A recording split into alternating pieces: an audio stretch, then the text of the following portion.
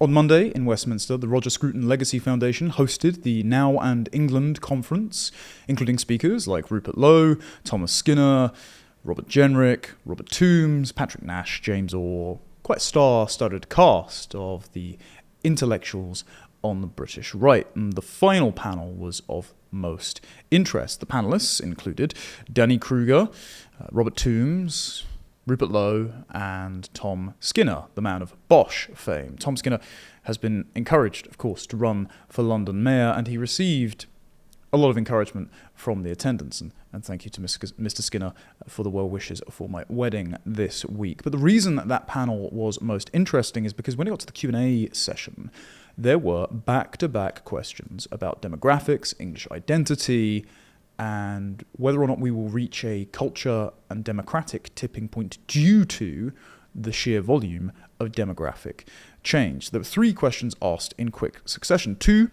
rather concerned Zoomers asked, what if sectarianism turns democracy into a zero-sum game? And what happens when multiculturalism makes our differences irreconcilable?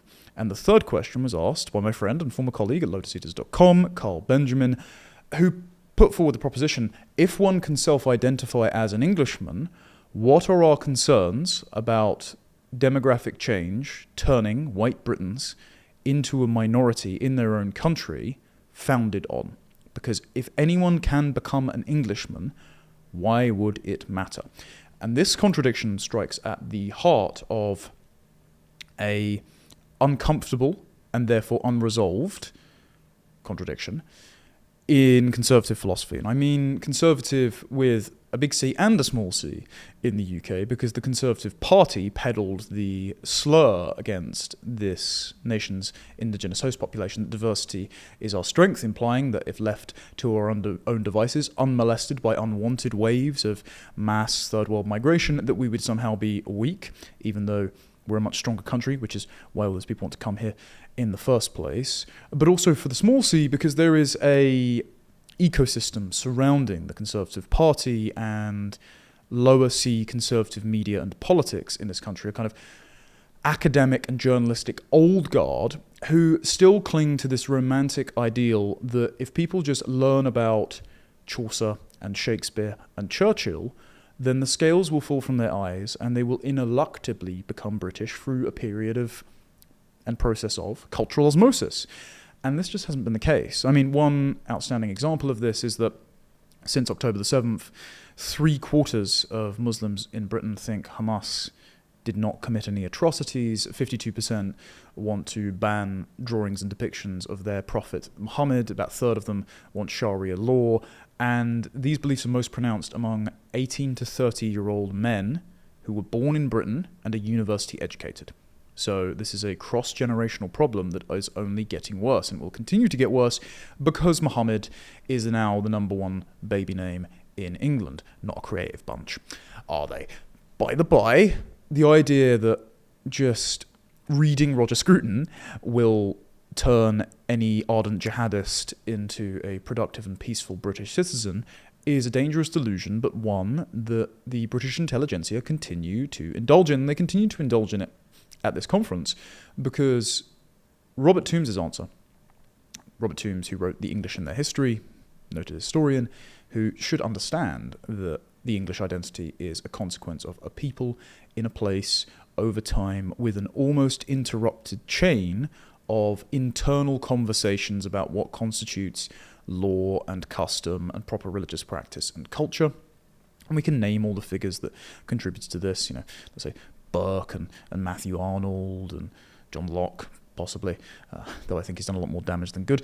Anyway, this sort of internal conversation has built up the English character until such a point where it thinks that individualistic, liberal self-governance, the sort of spontaneous order that arose in Britain because of its family structures, because of its faith, because of its little platoons of civic organizations that de Tocqueville observed had been exported to America and was actually the reason American civic life thrives so much. Because of all of these factors, they presume that individualism qua liberalism is the default mode of human organization. Alan McFarlane's Origins of English Individualism are very good on this. So you would expect Robert Toombs to know all this. But Robert Toombs responded to those three questions by those three Zoomers by saying, quote, "It's wonderful to see headscarved girls reciting Kipling, singing the national anthem. If only we could clone Catherine Birbalsingh." Now, I, among many, were groaning and protesting in the audience during this. The footage, I expect, will be out eventually. I spoke to the organisers. It isn't readily available at time of filming. However, Toombs was then heckled by the front row, saying that that's nonsensical, that Englishness is connected to ancestry, it is an inherited identity, it is an ethnic identity, and you cannot just assume being English by reciting Kipling's If, or having a wistful affinity for the works of William Shakespeare or for the wartime heroism of Winston Churchill. And Robert Toombs says that's nonsense. Of course you can learn to be English. It's nothing to do with ancestry. And I think the reason that they have fallen upon this indefensible position is because they feel icky about excluding their personal friends from the category of English because they load a lot of moral and historical premium into it. Because the more you learn about your own history, the more you learn about your own faith, your own culture, the more you see of your own country, especially the rich rolling hills, the cultivated countryside, the well-maintained hedgerows, the stone churches, the beautiful towns of Oxford, Cambridge, Bath, in Britain, the more you come to associate your own national identity with all that is good in the world. And so you come to conflate your national identity with a moral judgment. Let me be clear, it is not a moral judgment on a person to say that it would be a category error to call them English if they do not have English ancestry. It is not a condemnation of a person to say, you're not English, you're Japanese, you are Nigerian, you are Pakistani, you are Hungarian. I like some of those nations. I visited them. I think they have lots of good qualities. But it does not mean that just because a Hungarian man has an affinity for the poetry of Keats, Wordsworth and Byron, that he is more British than Keir Starmer, who is a invertebrate traitor, but nevertheless has English ancestry. It might make that man a better neighbour, but it doesn't make him my countryman and my ancestral kin. And that is fine. We are just pointing out category errors here. But the likes of Toombs and Danny Kruger, who was on the panel with him, who noted the thunderous applause that those three questions were given and said, we as parliamentarians now must understand where the conversation is heading before gingerly sidestepping his obligation to actually answer said question very well. They don't like how that makes them feel because they would then have to exclude the friends that they have of different ethnic extractions and possibly even different religions, which we'll come on to in a bit, from consideration as English or even British. Well, I'm sorry, but we must have a country, we must tell the truth, even if that is at the expense of your feelings. And that does not mean that a select few foreign nationals who can meet the very high and traditional bar of entering the tribe through marriage, faith, custom, ritual, and extended dedication to upholding the culture that they've inherited, that does not mean that we can't accommodate some of those people to belong to our British tribe. So I use the example of Ayaan Hirsi Ali. She's married Neil Ferguson. She's bringing up her children as the custodians of the culture through which they should feel they belong to because of half of their parentage. And because she took flight from her own country under the oppressive circumstances of Islamo-communism, she feels no desire to want to go back and is actually warning us against importing it. The fact that I can name Ayaan Hirsi Ali means she is an exception to the rule, because in aggregate, people that gather together from a certain country make that country. So if you take them out of the country and put them somewhere else, it does not mean that they suddenly become of that country, that they inhale the air of Britain, that they pass through the passport gates of Heathrow and Gatwick and have British identity and values conferred upon them in a sort of magic spell. Instead, they just recreate the conditions of the Third World wherever they come, because it is not the magic soil that makes the people a certain way. It is the people that makes the country a certain way. And this is the old biblical understanding of nations, for example. I mean, I know Ted Cruz and Tucker Carlson recently had a set two on whether or not America should have been supporting Israel morally, financially, in its war against various Iranian terror proxies and now the state of Iran itself. I'm not going to get into geopolitics here, mainly because abiding by Douglas Murray's principle, I haven't been. So I think I will hold my tongue on that. Also because I think a lot of the time people talk about these things and they're not in possession of a lot of behind-the-scenes knowledge. So, they'll say, oh, this will lead ineluctably to a ground invasion, but it might not, because they don't know whether or not President Trump's going to do a strike, because they haven't been in the Situation Room. And so, I will hold my tongue on that and not pick a side in either debate. But the reason I bring it up is because Ted Cruz justified his support for Israel by saying that it says in the Bible, those who bless Israel will be blessed, and those who curse Israel will be cursed. And I would like to be on the blessing side. Thank you very much. First of all, Israel is the name given to Jacob because he wrestles with an angel. It means he who wrestles with God, hence why Jordan Peterson used it for his recent book title. But also, Israel refers to a nation, not the geographic landmass of the state of Israel established after 1948, but the people. And we know this because the Jews did not cease to be a distinct people when they lived in exile from Israel in Europe and then the various countries that they were kicked around to after the expulsions in the Middle Ages. The Jews did not cease to be a distinct ethnic group, a distinct religion, a distinct tribe, just because they had lost their place. And so places are defined by peoples. And this is why the British culture, or the English culture, that the likes, or the history, that the likes of Robert Toombs, Sir Neil Ferguson, various Conservative politicians praise and feel is superior to all others. This is why it has the prefix British before it. This is something that Ed West observed in a panel earlier in the day. Someone had asked, again, a young Zoomer who was feeling rather pessimistic about integration, and perhaps because, like me, he went to school and saw organically at lunch tables segregation along racial and then intra-racial national lines. For example, the Nigerian kids wouldn't sit with the Ghanaian kids unless they were sitting there making fun of them as to debate which African nation was best, and there were always underlying tensions with the white kids, even though a lot of those kids were very nice, interpersonally, one-on-one, very friendly people. This Zoomer said, well, it's all well and good teaching children to appreciate Churchill, Chaucer, Shakespeare, but if they don't feel that these heroes, these British heroes, these British cultural icons, belong to them because they do not feel a part of the people that innovated the culture in the first place, then what use is it to teach them of their heroes, of our heroes, as if they are their heroes, when they don't feel they are their heroes? And it's because the culture, the history, and the heroes of a people is the exclusive property of that people. And that people alone can decide whether or not to admit outsiders to becoming a member of their tribe. This is actually really well articulated.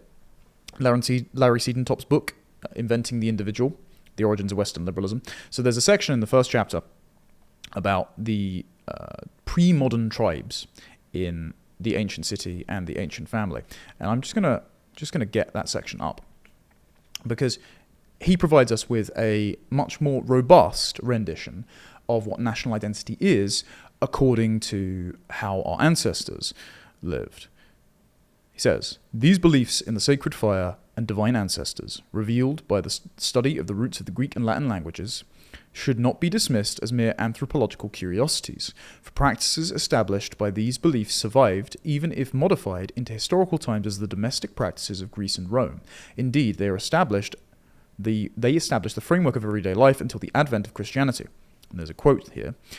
In the house of every Greek and Roman was an altar. On this altar there had always to be a small quantity of ashes and a few lighted coals. It was a sacred obligation for the master of every house to keep the fire up night and day. Woe to the house where it was extinguished. Every evening they covered the coal with ashes to prevent them from being entirely consumed.